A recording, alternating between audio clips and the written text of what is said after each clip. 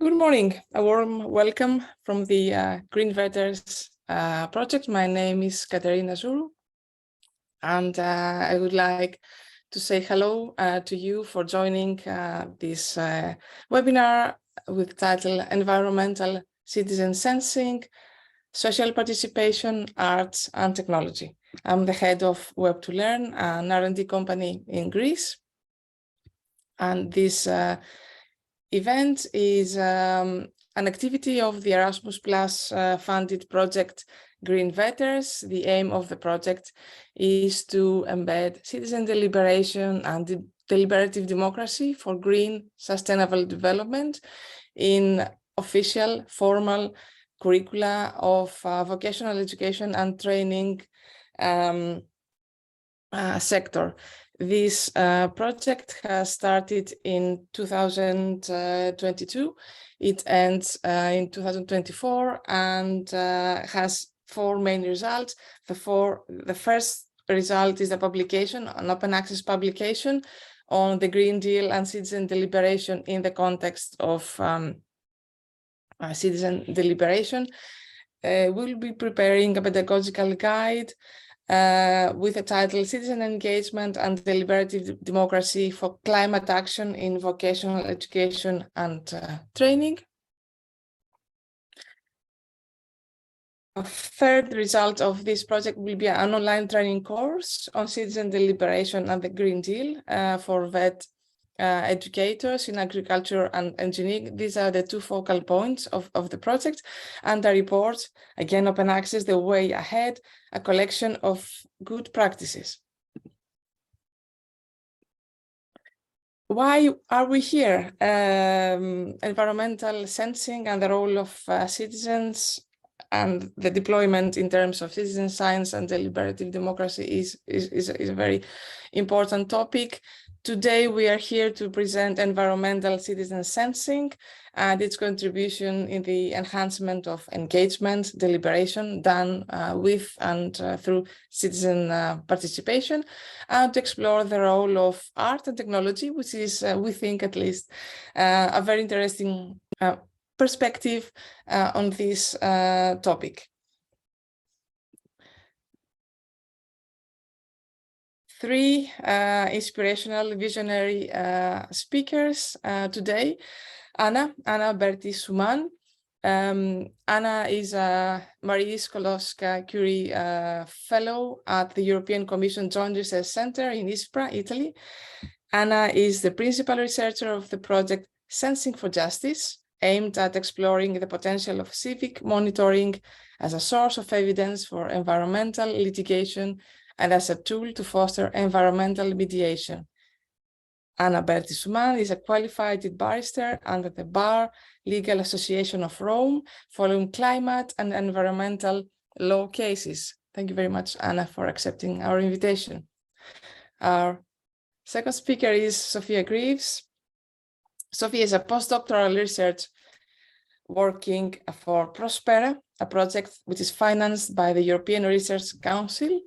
The scope of the Prospera project is to investigate the forms of innovation we will need to have a future no longer obsessed with economic growth in a post-growth perspective. Sophia is interested in how artistic methods can change the culture of urban planning and technological change. Thank you, Sophia, for being with us today. Stefania Econom is our third speaker. Stefania works as a researcher at Web2Learn. She explores social participation and active citizenship through digital action activities. Stefania is particularly interested in researching bottom-up and citizen-led digital action for a social purpose. Great speakers, and let's hear from them. We start this webinar with a key message that each speaker brings. So we start with a key concept that each of the speakers will develop roughly, and then we have a strong statement by each of the speakers. At the end, we save time to hear from you and exchange from you at the QA session. Let's start with the concept. Let's hear from our speakers. Civic monitoring. Anna, I would like to invite you to take the floor and give us a short definition on how you see and what is civic monitoring. For sure. Thanks. Good morning, everyone. I think it's important to set concepts before diving into your statements. Let's say civic monitoring is when ordinary people, not experts, not appointed, not professional scientists, not private companies' employees, turn to jointly monitor, watch over a matter of concern.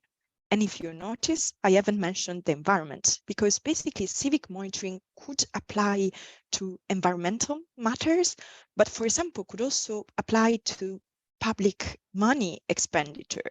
So it's really when ordinary people turn together to watch over a matter that they care for, doing something that generally institutions or companies do.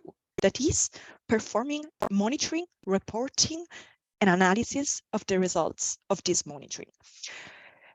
Here we look at civic environmental monitoring applied to gathering evidence of environmental issues to claim own environmental rights, which means, for example, the right to live in a healthy environment, the right to access proper environmental information, therefore acting as sentinels. And I will use this word, so it's good also to frame.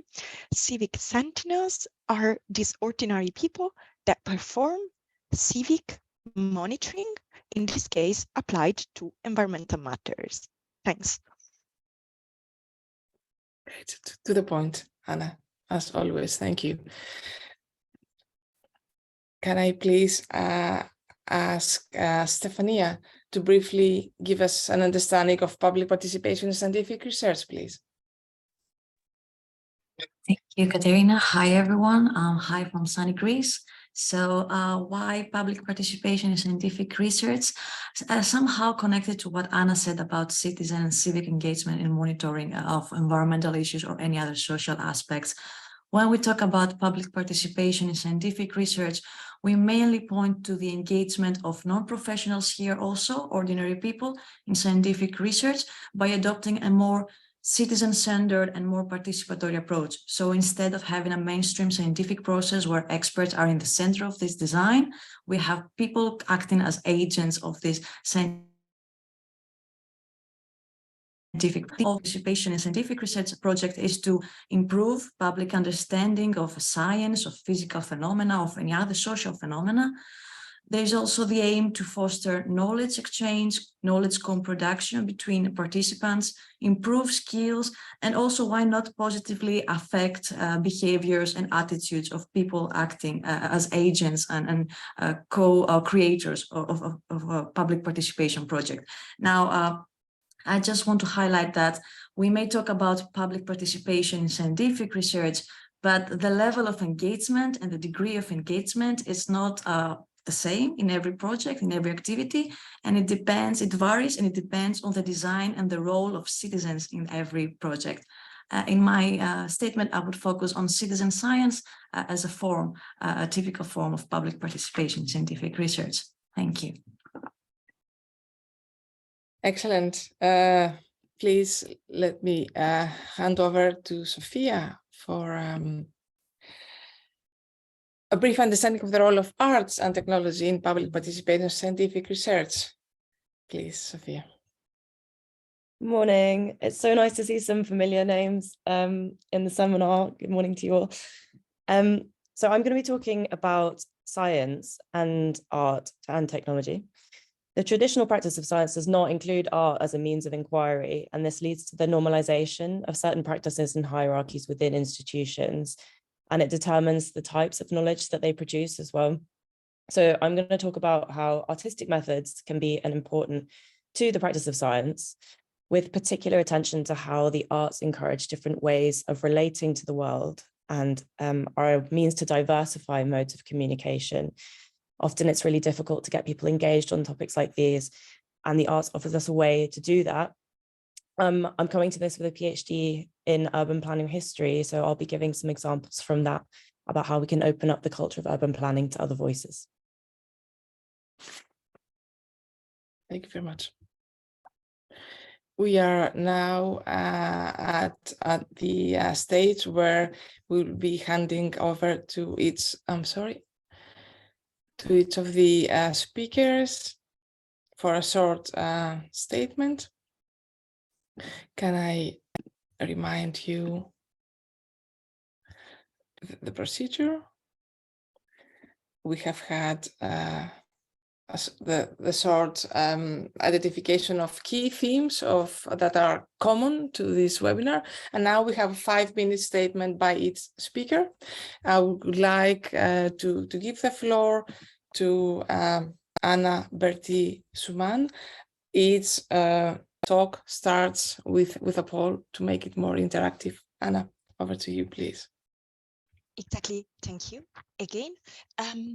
We thought, instead of already jumping into concepts, to really hear from you to what extent you know about a matter. So the first question, and I would like to invite the first poll to be launched. Please do answer it. You should see it on your screen. So the question is, have you ever performed civic environmental monitoring in your life? So really in your experience or with your institution? Yes, no, I don't know. Let's just give you a few seconds to reply, and we will shortly see the results.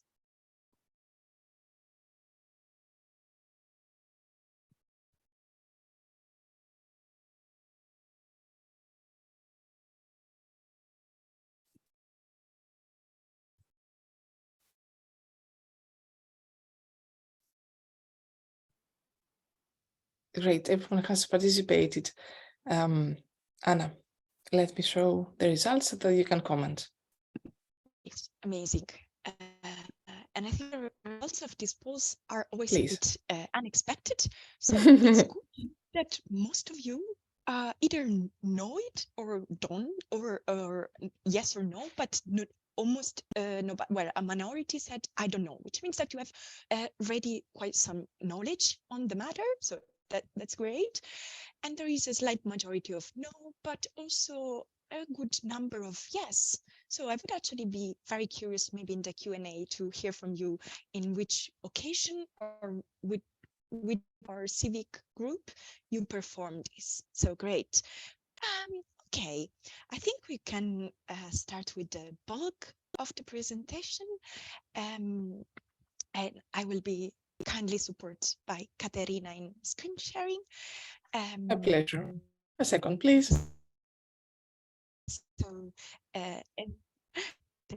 yes, and as Katerina announced, well, introduced me, I'm an environmental lawyer by training, so you will hear a bit of legal discourse in my presentation, but bear with me, don't panic, also because I try to make legal concepts a bit more accessible and enjoyable. So the title of this 5-minute statement is the use of civic environmental monitoring for a specific purpose, that is, for claiming justice, which could be social justice, climate justice, data justice, broadly environmental justice.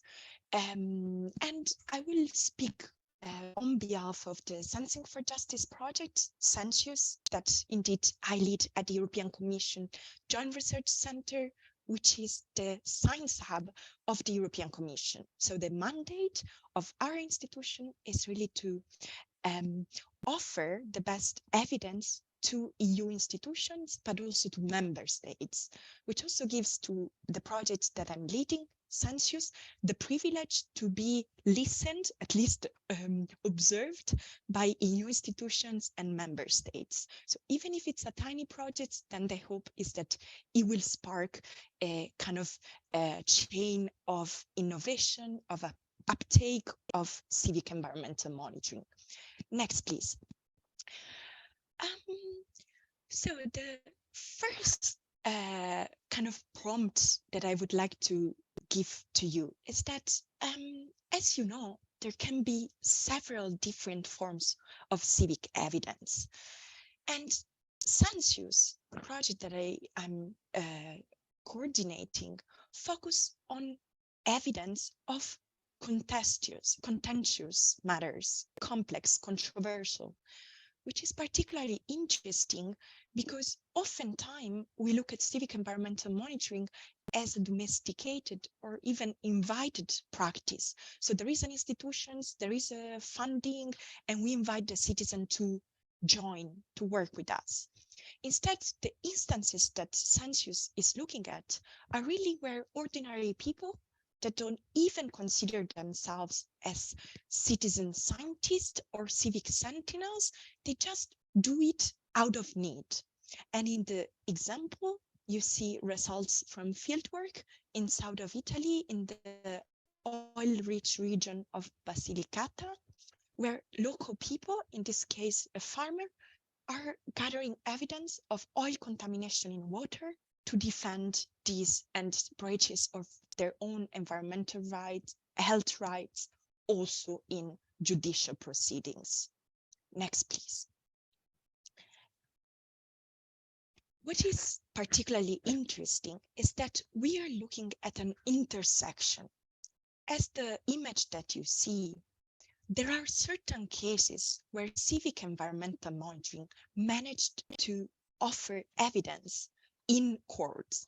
And this evidence were actually considered, and I invite you to just click the next steps of the slide.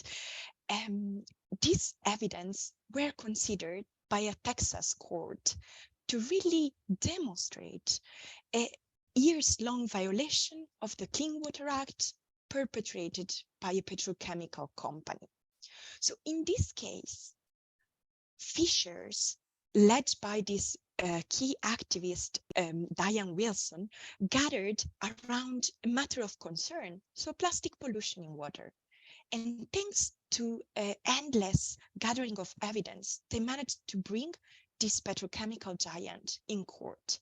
And what is also curious is that after the huge win in court, they triggered spillover effects in how the plastic production was regulated across Texas, but also beyond, across the US. So really it's interesting how from a little group of fishers, they managed to get to court, but also to create spillover positive effects and also get the possibility to publish a wonderful digital archive of Formosa legacy and contamination motivating other communities. So there is a third tiny bit, and then we can move to the next one. So this is justice for once obtained. Next, please. So the question is, how do we perform this work? And this is where it nicely link with what Sophia and Stefania we will talk about. In fact, we are using fieldwork methods. So we go to the field, choose slow ethnography. So we stay in the field for a while. We walk with the sentinels, we observe them. And we also go to the fields, to the fora where changes should occur. For example, the Aarhus Convention meetings of the parties. And there we perform advocacy to demonstrate the value, the meaning of evidence gathered by civil society. And next click, please. What is quite important is that we understood that it was needed to use art-based methods of inquiry and of communication because the publics we wanted to reach were not really scientists or academics or institutions, but really the youngsters in these regions, ordinary people, activists, which are all people that would never read an academic paper. So among the others, we produced a graphic novel, we worked with a theater actress, and many more, and we are always open to suggestions and new challenges. Next, please. So what we're witnessing with our projects. So first of all, and another click, please. We're more and more seeing changes in those actors that are gathering evidence on field. So really ordinary people. Census is really often flooded with requests to offer advice to other communities. So we really understand that performing a research project so close to communities, it's actually paying off in terms of outreach access. But of course, we are tiny and it's difficult to respond to the promises and to the demands of the community. And we're also seeing changes, and please 2 clicks, of other actors such as peer scientists, which are getting motivated by our approach, but also by young people. They're seeing a lot of promises in the approach of Census. So they're getting motivated that your own research can go to the field, can go closer to the people. We still, of course, have challenges and kind of limitations. We would like to be closer to people at the margins, and we understand that to be there, we need to have more time, more fundings, and we are scoping the field to really understand how we can infrastructure an approach as the one that we are bringing forward.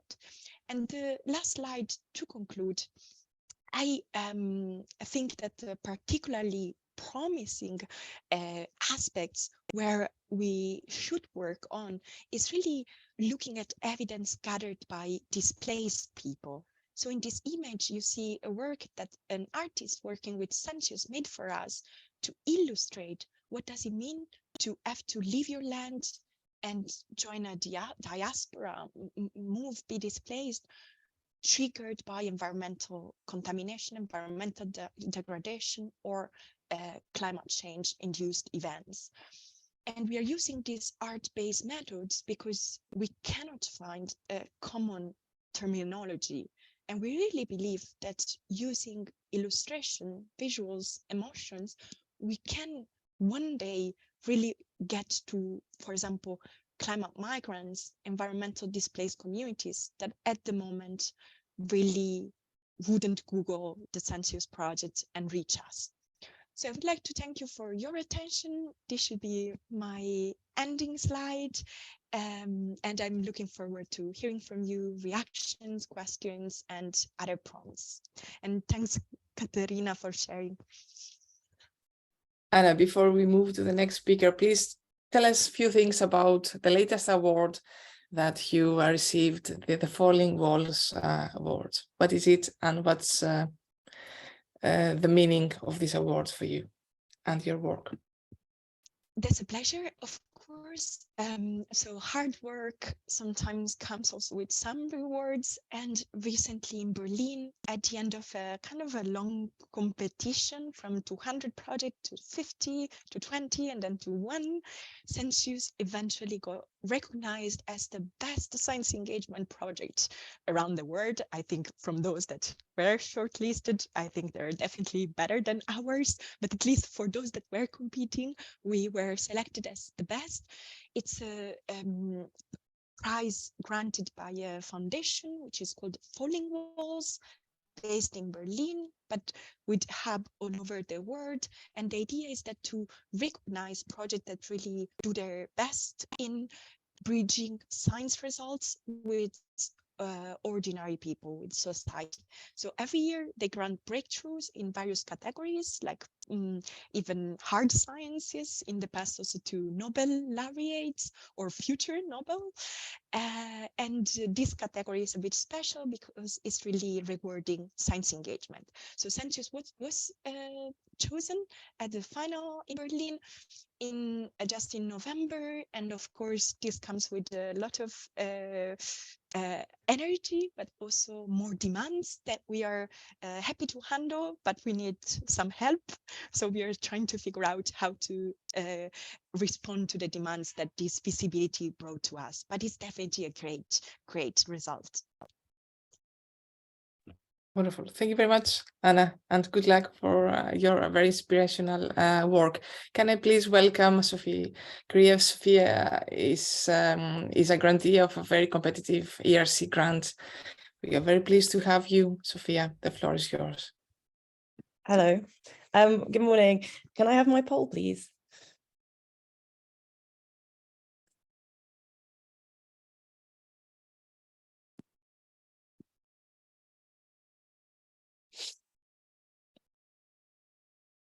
Thank you. Here's the poll.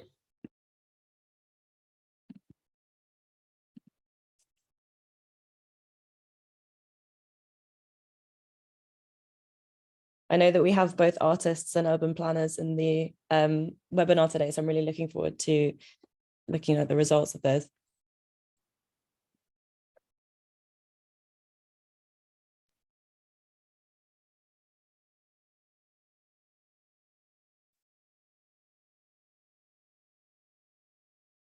One more minute to participate to Sophia's poll before she shares her insights into the results.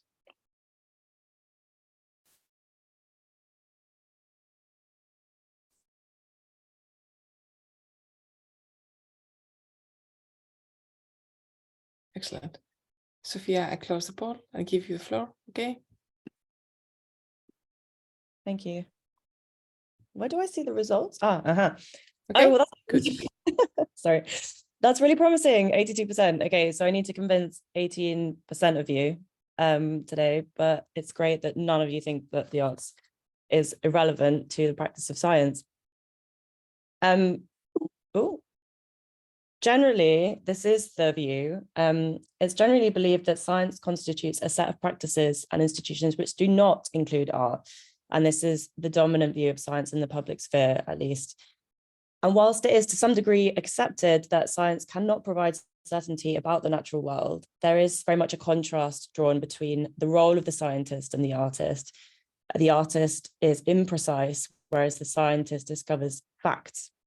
And I want to use the example of urban planning today to make an argument in favor of a science with art and a science with citizen participation. So urban planning in the 19th century was practiced by scientists. And this is an image of one of their laboratories from my PhD research in Italy, where medics and engineers were given the power to plan cities because they knew how disease could spread. As a result, all the planning councils were dominated by these professions, and decisions concerning cities and the environment were made according to medical authority. And you can draw kind of nice parallel with what we've gone through with the pandemic as well here. The practice of planning excluded other viewpoints and people, therefore it imposed decision-making, because science and planning was the domain of educated experts, not the public, according to the logic that they did not possess the correct knowledge, therefore they could not know what was best for them, and they could not be planners. This way of seeing made planning a top-down process to tame nature and to render it useful to mankind. So on the left, you're looking at the draining of the Lago Fucino, and on the right, the creation of a main road in Naples in 1880. The landscape became a medical subject which could be dissected to engineer a divide between man and nature by draining a lake or pumping chlorine gas into the soil to sterilize it, to render it habitable with different technologies. This led to the demolition of poor housing on the grounds that it was unsanitary, leaving many homeless.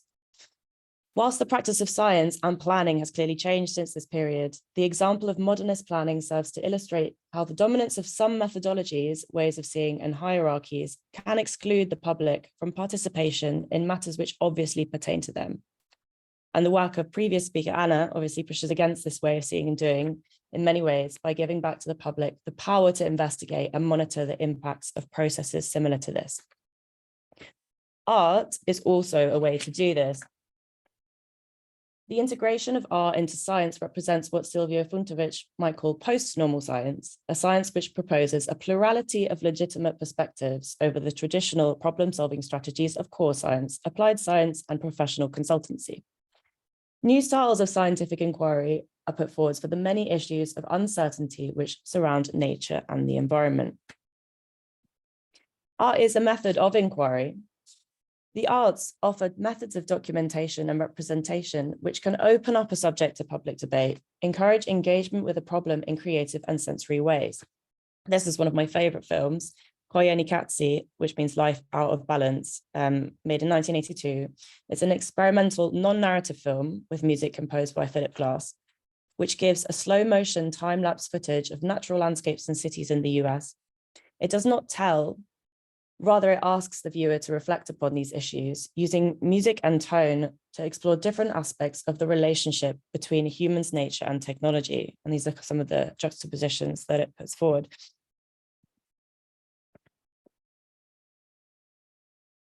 Through juxtaposition and absurdity, Koyaanisqatsi makes it possible to relate to these issues in ways which might encourage greater engagement amongst diverse publics with the issue at hand. In this case, the rapid pace of urbanization and climate change. In such a way, the arts are a mode of inquiry which matches scientific findings using other ways of expression.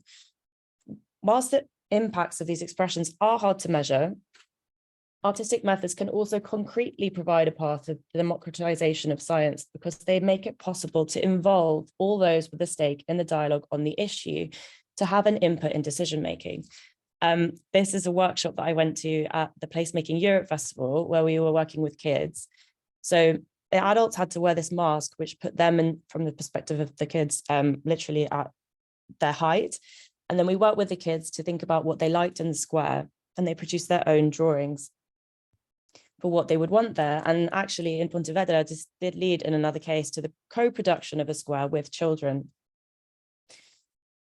Art can engage other voices in the problems of planning to educate them in the qualities of space and place, as well as integrate their voices into the process. So by drawing, it became possible to do this with children, to express what they wanted from a city when they might not have the words to say so. They wanted a fountain and a shelter for a homeless man. In such a way, by encouraging a plurality of perspectives, the art can change the outcomes of planning processes, fostering active citizenship and addressing social injustices. I've only got 5 minutes today, so I can't give you many more examples, but to finish, I want to say something about art and responsibility and technology.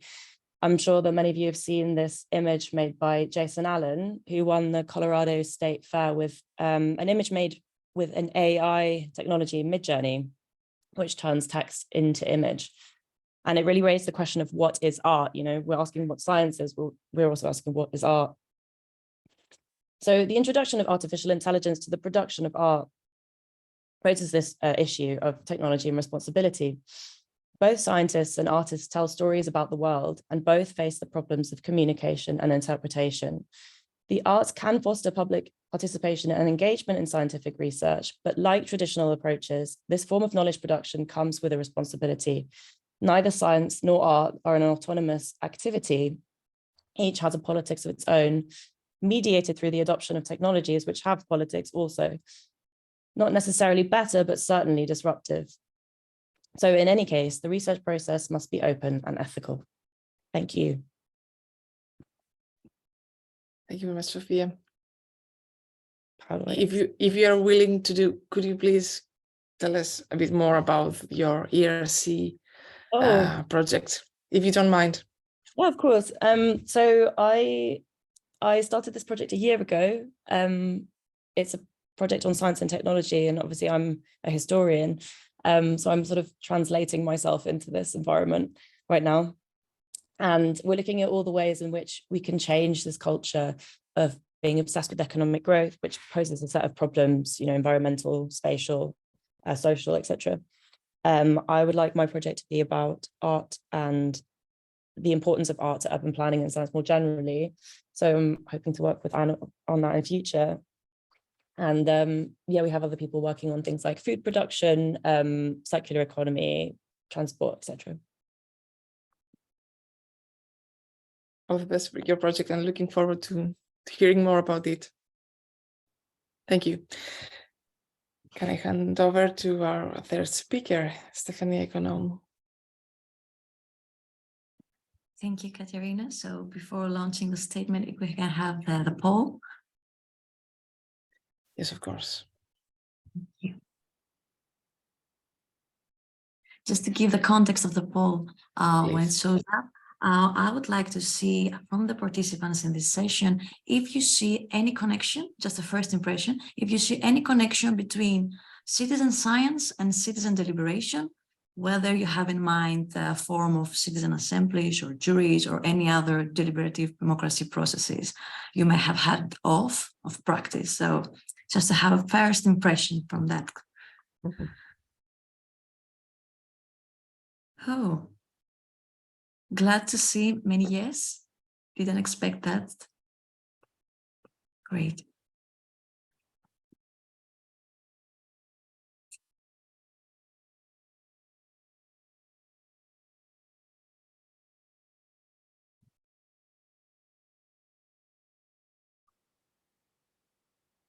Okay, I see many yes, some no's, maybe I don't know. Not clear perhaps enough about the concept or how these two can be combined. Stephanie, would you like me to close the poll and show you the full results? Thank you. We get the vibes, yes. Thanks. Great, so a majority that says yes, that sees a connection, and a few people also that would like to know more about it. Maybe, I don't know, not sure. Oh, where's the connection between these two terms? So I'm going to thank you very much, everyone. And I'll start sharing my screen and jump into this argument. So I think you can see my screen. Okay. Yes, we can. Thank you. So, hi everyone. So the focus of this 5-minute statement will be citizen engagement in science and deliberation from an educational perspective. So when I talk about citizen engagement here, I mean ways in which citizens are actively participating in the life of their communities to improve conditions and to shape the future of their community. Next slide. So, and I will address citizen engagement as it is manifested in two fields of practice. The first one will be citizen science, and the second one, citizen deliberation. Now, citizen science, many of you may already know, is a form of public participation in scientific research, and it refers to the engagement of non-professionals, of ordinary people in scientific investigations that can take many forms. For example, it can be observations, data collection, data analysis, documentation, or mapping. And a typical citizen science project would have citizens equipped with sensors to monitor, for example, air or water quality in their area. Now, citizen science, of course, fosters public engagement in science. And by doing so, it promotes also scientific literacy of citizen scientists, as people get more familiar and more acquainted with data, how data can be analyzed to become information, and how this information leads to knowledge. Of course, citizen science has a strong focus on social and environmental concerns of citizens. So perhaps here in this field, citizen engagement in citizen science is very obvious, or at least more obvious than in other fields. In this stage, I would like to also address engagement in another process, in citizen deliberation. What I mean with this term is another approach to politics where citizens are involved in community problem solving and in public decision making. Now, a most known form of citizen deliberation is a citizen assembly. In a few words, a citizen assembly is a number of people randomly selected, of people living in a city, in a town, randomly selected and coming together to talk about a topic, be it an environmental topic or a social topic and a social issue. And the aim here is to find a common ground and provide any solution or provide recommendations in order to shape and affect public policy making on the issue. Now, to have a successful deliberation process, we need informed citizens. So we need citizens that rely on data, on evidence-based facts, so that they become almost fully aware of the situation. Then we also need a genuine exchange of ideas coming from people from different sociocultural backgrounds. There is no point in having people with sharing the same viewpoints deliberating in a topic. And of course, through this process, the aim also is to promote critical thinking skills in participants and also generate active citizenship identities. In this context, with Katerina Zuru, we have produced 2 studies on citizen engagement in science and deliberation for the vocational education and training sector. And in these studies, we mainly focused on deliberation and the development of sustainability competencies that can be enhanced thanks to citizen science in order to strengthen climate action and raise awareness about climate change in VET. Now, coming to the conclusion, instead of approaching citizen science and citizen deliberation as 2 totally separate fields of practice, what I claim here is that we can combine the learning outcomes, skills, and attitudes that are formed thanks to citizen science and citizen deliberation, and also adopt a more holistic understanding of skills that complement and strengthen each other. So in this slide, we present the potential of combining citizen science and citizen deliberation for education. Of course, this is a tentative mapping of the value of combining these 2 fields in an educational context. And to give a more concrete example, for if we combine public engagement in science that comes with citizen science activities with the need of informed citizens that happens during deliberation processes, we create a pool of people, of students, of future citizens that trust science, and that's also a win, an important effect to combat also misinformation, which is a huge problem in our contemporary societies. The same applies with skills. For example, if we take scientific literacy skills that are developed thanks to citizen science activities in schools and combine this skill with the exchange of ideas that happens during deliberation processes, we can have more deliberative pedagogies in educational systems and a more focus on diversity and inclusion of ideas. And finally, the focus of citizen science on social and environmental concerns of citizens, so taking the attitudes of citizens and combining with the critical thinking skills that are being developed thanks to citizen deliberation practices, that can lead to more active, eco-conscious and responsible citizens. That's all. Thank you. Wonderful, and wonderful timing. Stephanie, tell us more about the study that you have led so successfully for the GreenVETers project, what it is, and where we can find it, perhaps. Sure, I will also share the link at Zenodo, a collection that is an open access guide. In a few words, the aim of the study was to see if deliberation is integrated in vocational education and training programs, curricula, and how that can be done also through citizen science activities that can also be integrated in VET curricula and VET courses. Of course, we all know that the VET sector is mainly focused on standardized and skills and developing technical skills in students. So not much deliberation and active citizenship courses are there.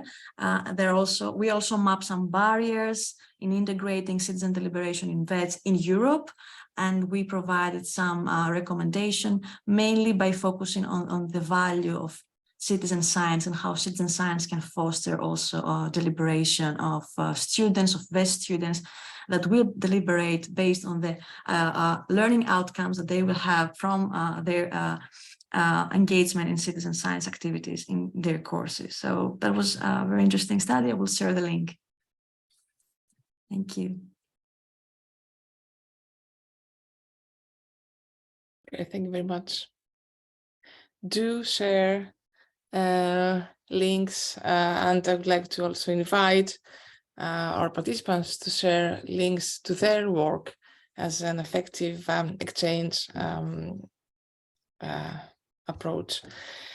The floor is open to questions. You can either use a microphone or write in the chat. While we are waiting, I'm intrigued Yes, Rodrigo, please. Please go ahead. I can perfectly wait. You were starting to say something, so I really. Please, Rodrigo, the floor is yours. Thank you.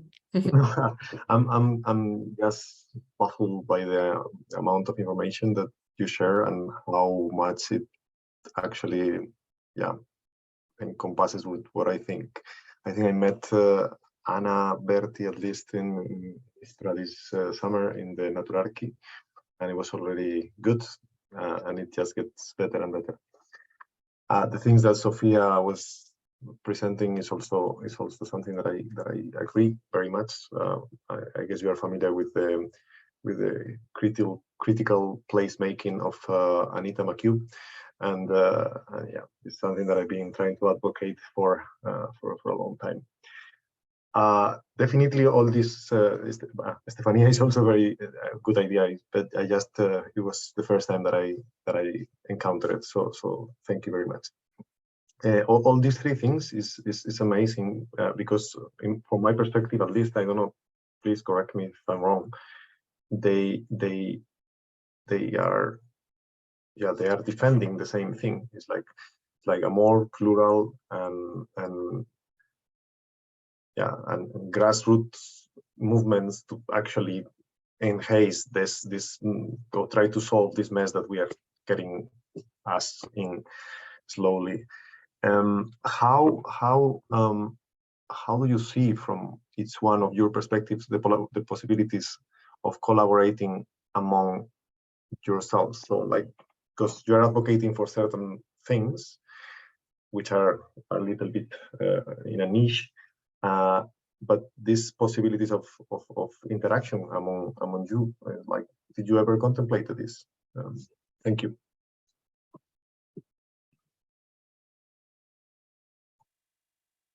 Any of the speakers?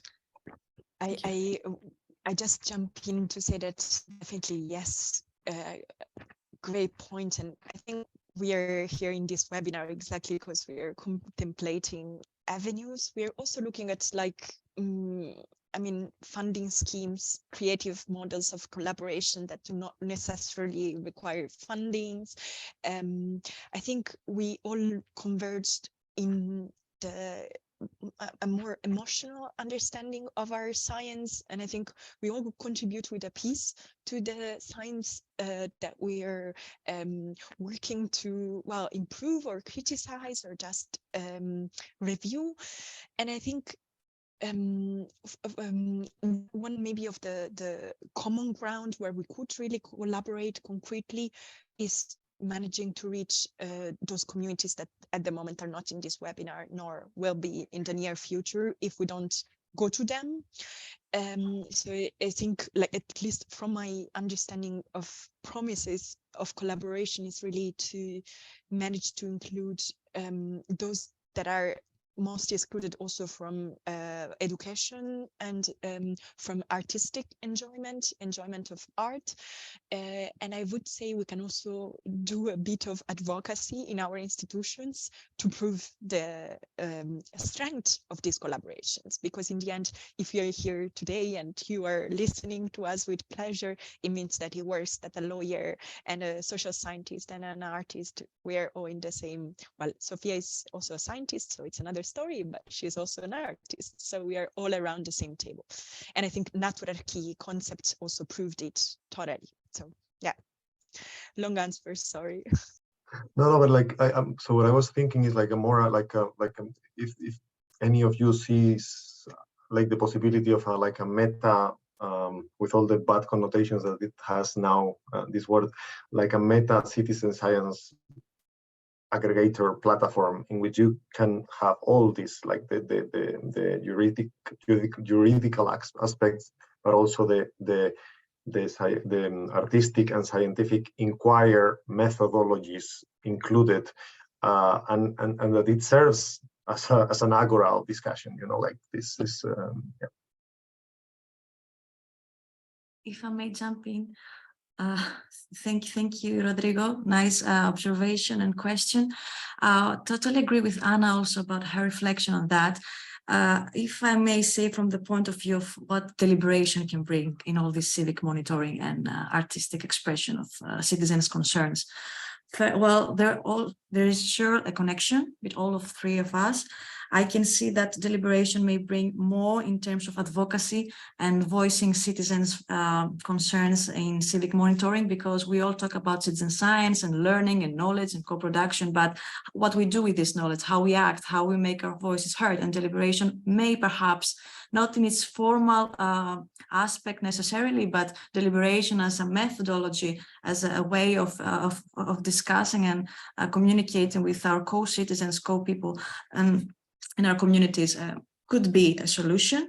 But also about urban planning and artistic, well, my observation is that citizen deliberation is not, unfortunately, arriving in every neighborhood, in every city. There are neighborhoods that are more privileged and parts of the city that are not at all considered, whether we talk about citizen science project or about citizen assemblies and having people from lower classes to communicate and express their concerns about social and physical climate phenomena.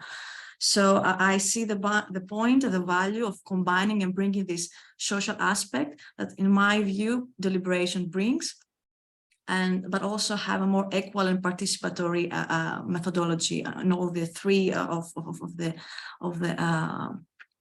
practices we bring here, even it is civic monitoring, if it is artistic expression, and we also need to think always the impact, in my view. So we need deliberation to have any impact, not just producing knowledge, but do what with that knowledge. So it would be useful to have a group of a repository, or call it whatever, to bring this consideration to the fore.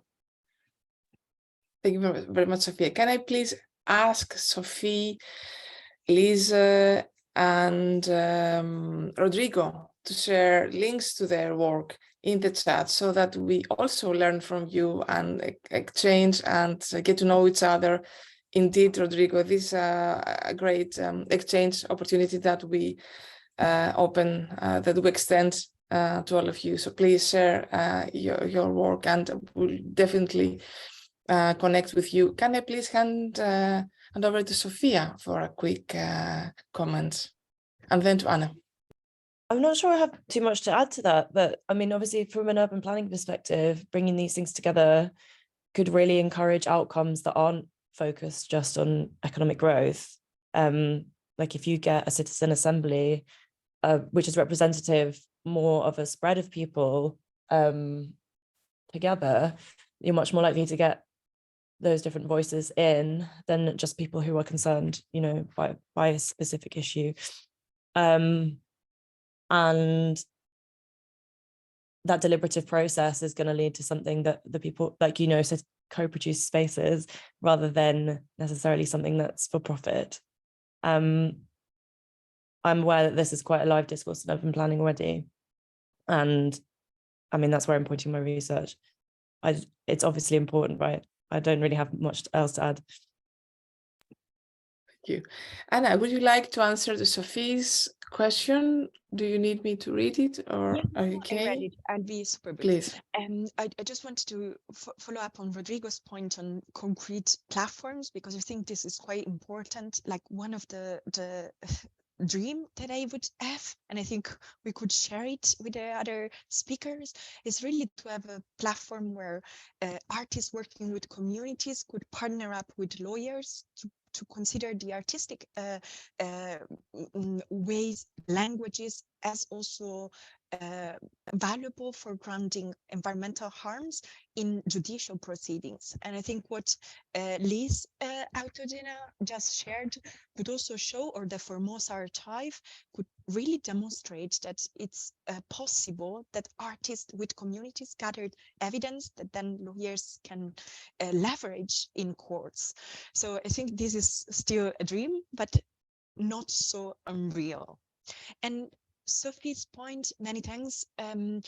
These are mostly, of course, citizen science projects, like recognized as such, but also just groups of citizens, like community members that are reaching census saying, we've been gathering these. How can we proceed? Like, we don't have resources for a lawyer, but we still would like to know if this makes sense. Is it worth to invest in a lawyer? And how I am kind of planning to go ahead. One is really to invite youngsters, for example, young students that want to have a thesis project or a small traineeship, and see how I can support them.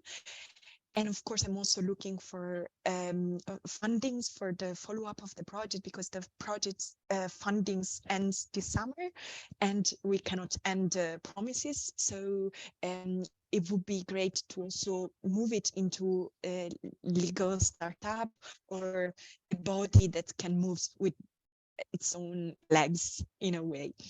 And I think this is it. I also see Great. maybe Luciana's point.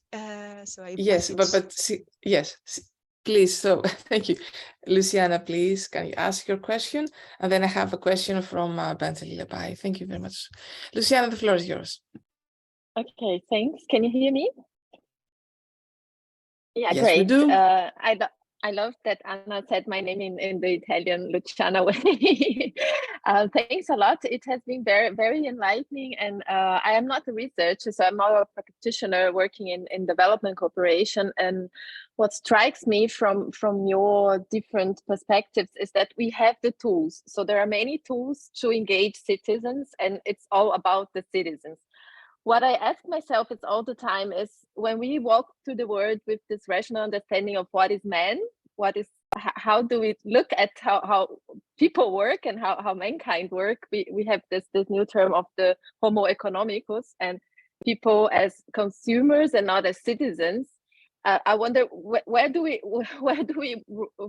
turn around wrong, and how do we change this? Because I think the tools are there, everything is there. We can have much more engagement from the citizens, but they are not there. I am working a lot in several projects, and it's always the same people, and some like are tired. They are fighting, they are doing all the job, and nothing is changing. So what would be your perspective in saying, okay, how do we change this mindset from mankind? And that's why I like the education a lot that Stefania mentioned, because this is for me the revolution we need. And would you have any ideas or thoughts on this? Very quick comment. Stefania, would you like to reply and give the floor to Bente? Yeah, quick comment. Thank you, Luciana. I think the same. I think there's a problem here because we also gather tools, expertise. We try to diffuse all these to the people, but at the end, few of them shows up.